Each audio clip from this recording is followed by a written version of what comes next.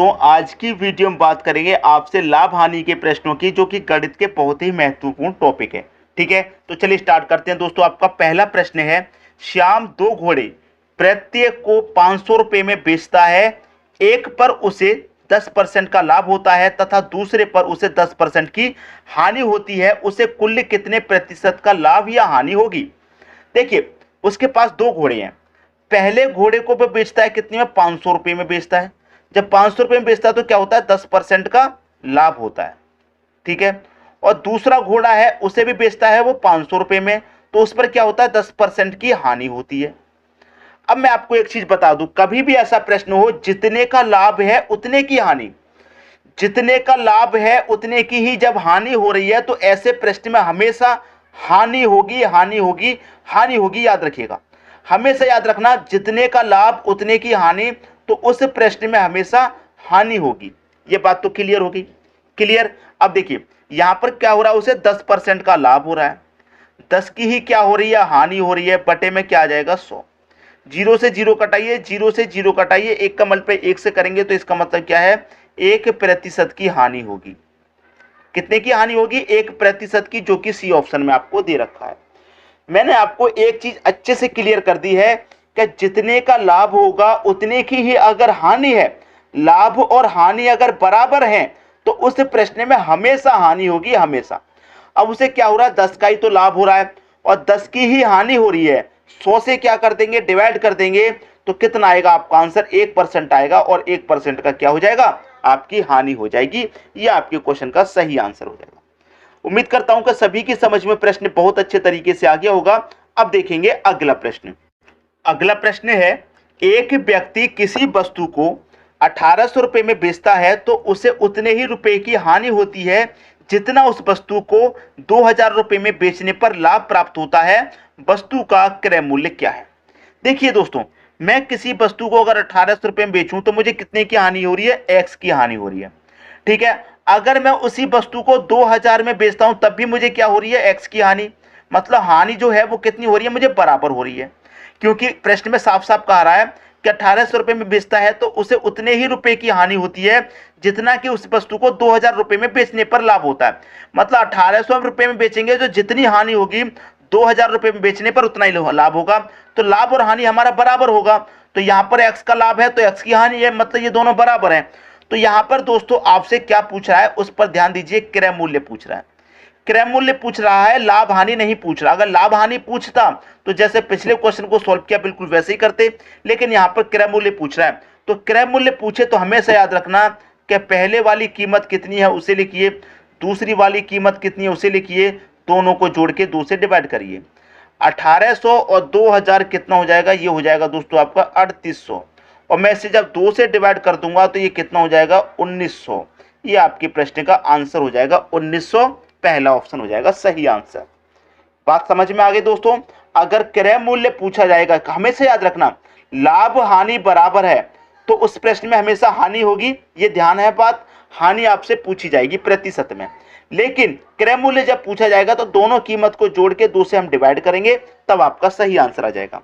सबकी समझ में दोस्तों बात आ गई? अब देखेंगे अगला प्रश्न। अगला प्रश्न है आपका, अगला प्रश्न क्या कह रहा है, यदि 58 वस्तुओं का क्रय मूल्य 50 वस्तुओं के विक्रय मूल्य के बराबर है तो प्रतिशत लाभ या हानि क्या होगी? अब मैं आपको बताता हूं। 58 वस्तुओं का क्या क्रय मूल्य? क्रय मूल्य मतलब कॉस्ट प्राइस। 50 वस्तुओं का क्या? विक्रय मूल्य। विक्रय मूल्य मतलब सेलिंग प्राइस। अब देखिए, जितने रुपए में उसने 58 वस्तु खरीदी थी उतने रुपए में उसने 50 वस्तु बेच दी। मतलब मान लीजिए उसने 58 वस्तु खरीदने पर 100 रुपए खर्च किए। ठीक है, 58 वस्तु खरीदने पर 100 रुपए खर्च किए और उसने क्या किया? 50 वस्तु 100 रुपए की बेच दी। ठीक है, तो उसे जितने रुपए उसने खर्च किए तो उसने उतने रुपए तो उसके लौट के आ गए 50 वस्तु बेचने पर। लेकिन 58 में से सिर्फ उसने अभी 50 बेची हैं, बची कितनी है? 8। यही तो उसका प्रॉफिट है। ये 8 का प्रॉफिट कितने पर हो रहा है? 50 वस्तु अगर वो बेच रहा है तभी तो 8 का प्रॉफिट। अगर 50 की जगह 52 बेचता तो 6 का प्रॉफिट होता, 50 की जगह 48 बेचता तो 8 का 10 का प्रॉफिट होता। समझ में आई बात? तो 50 बेचने पर हो रहा है इसको ये प्रॉफिट। प्रतिशत के लिए आप क्या निकालेंगे, 100 से मल्टीप्लाई। अब मैं 50 से 100 को कटा दूंगा 2 बार में, 8 दूनी का कितना हो जाएगा, 16। इसका मतलब क्या होता है, 16% का उसको लाभ हो रहा है। ठीक है, 16% का लाभ हो रहा है, सीधा सीधा आपको दिखाई दे रहा है। बी ऑप्शन क्या हो जाएगा, आपके प्रश्न का सही आंसर हो जाएगा। उम्मीद करता हूं कि सभी की समझ में प्रश्न बहुत ही अच्छे तरीके से आ गया होगा, किसी को भी प्रश्न में कोई भी डाउट नहीं होना चाहिए। अब देखेंगे अगला प्रश्न। अगला प्रश्न है, यदि राम 500 रुपए की किसी वस्तु को श्याम को 20% लाभ पर, श्याम मोहन को 10% पर बेचता है, तो मोहन का क्रय मूल्य क्या है। आपके पास 3 व्यक्ति हैं, पहला व्यक्ति है राम, दूसरा व्यक्ति है दोस्तों श्याम, और तीसरा व्यक्ति कौन है आपके पास, तीसरा व्यक्ति है मोहन। ठीक है, प्रश्न की कंडीशन को समझिए। ये जो राम है ये 500 रुपए की किसी वस्तु को श्याम को 20% लाभ पर बेच रहा है। ठीक है, ये जो राम है, राम दोस्तों 500 रुपए की वस्तु को किसको बेच रहा है, श्याम को बेच रहा है, कितने पर, 20% के लाभ पर बेच रहा है, यही तो कह रहा है। तो 500 का 20% आप जब निकालेंगे, 500 का 20% निकालेंगे, परसेंट का मतलब बट्टे में 100, 2 जीरो से 2 जीरो कट जाएंगे, 5 का मतलब 20 से करेंगे तो 100 हो जाएगा। मतलब 500 की चीज को 100 रुपए के लाभ पर बेच रहा है, तो इसका मतलब कितने बेचेगा, 600 रुपए में बेचेगा। 500 रुपए की चीज को 600 रुपए में श्याम को बेच दिया। अब श्याम क्या करता है, वो मोहन को 10% लाभ पर बेच देता है। ठीक है, तो 600 रुपए का उसने खरीदा और 10% के लाभ पर, 10% के लाभ पर किसको बेचा, मोहन को।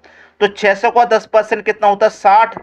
तो 600 में 60 जोड़ देंगे, इसका मतलब 660 में उसने क्या किया, मोहन को बेच दिया। ठीक है, राम ने क्या किया, श्याम को बेचा, श्याम ने मोहन को बेच दिया। प्रश्न में क्या कह रहा है कि मोहन का क्रय मूल्य क्या है, इस मोहन का क्रय मूल्य क्या है। देखिए, क्रय मूल्य वो होता है जितने में वस्तु खरीदी जाए। तो मोहन ने वस्तु कितने रुपए की खरीदी है, 660 रुपए की खरीदी है, किससे, श्याम से। अब श्याम ने चाहे कितना भी लाभ क्यों ना लिया हो, मोहन को उससे कोई मतलब नहीं है। हम दुकान पे जाते हैं, मान लीजिए 5 रुपए का पेन खरीदते हैं, पेन खरीदते हैं 5 रुपए का, तो हमारा कॉस्ट प्राइस कितना हो गया, 5 हो गया कि नहीं। अब दुकान वाले को उसमें कितना फायदा हुआ, हमें उससे तो कोई मतलब है नहीं, लेकिन हमने कितने का खरीदा, 5 रुपए का। उसी तरीके से मोहन ने कितने खरीदा, 660 का, उसने कितना लाभ कमाया, श्याम ने, इससे कोई मतलब नहीं।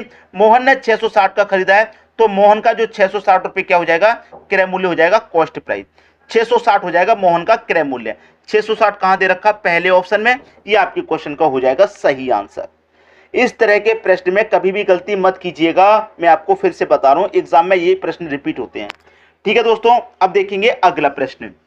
अगला प्रश्न है, किसी वस्तु को 375 रुपए में बेचने पर 25% का लाभ होता है, तो उसे कितने में बेचा जाए कि 20% की क्या हो, हानि हो। कितने की हानि हो, 20 की। तो 20 की हानि को क्या करेंगे, 100 में से 20 घटा करके लिखेंगे, कितना हो जाएगा, 80 हो जाएगा। और यहाँ क्या हो रहा है, 25% का लाभ हो रहा है। देखिए, जो हमको निकालना है उसे ऊपर रखेंगे, हमको हानि निकालनी है तो हानि वाला ऊपर रखेंगे। ठीक है, 25% का लाभ, तो इसका मतलब 100 में 25 जोड़ के लिखेंगे, 125 हो जाएगा। कितने रुपए की वस्तु है दोस्तों, आप कहेंगे सर 375 की, 375 से गुना कर दीजिए, आंसर आपका आ गया। ठीक है दोस्तों, आपका आंसर आ गया। अब मैं 125 से 375 को कटाऊंगा, पूरा पूरा 3 बार में कटेगा। 80 का मल्टीप्लाई 3 से कर दो, 8 3 का कितना, 24, और 1 ही 0, 240। ये आपके क्वेश्चन का सही आंसर आ जाएगा। कितने रुपए की हानि होगी, 240 रुपए की हानि। पहला ऑप्शन क्या हो जाएगा, आपके प्रश्न का सही आंसर। मैं उम्मीद करता हूं दोस्तों सभी को प्रश्न बहुत ही अच्छे तरीके से आ गया होगा, किसी को भी प्रश्न में कोई भी डाउट नहीं होगा। दोस्तों वीडियो पसंद आया लाइक करें, दोस्तों में शेयर करें, चैनल को सब्सक्राइब नहीं किया है तो सब्सक्राइब करके बेल आइकन का बटन जरूर दबा दें, ताकि सभी वीडियो का नोटिफिकेशन आपके पास पहुंचे और आपके एग्जाम की तैयारी अच्छे से हो सके। ठीक है दोस्तों, वीडियो देखने के लिए आपका बहुत बहुत धन्यवाद।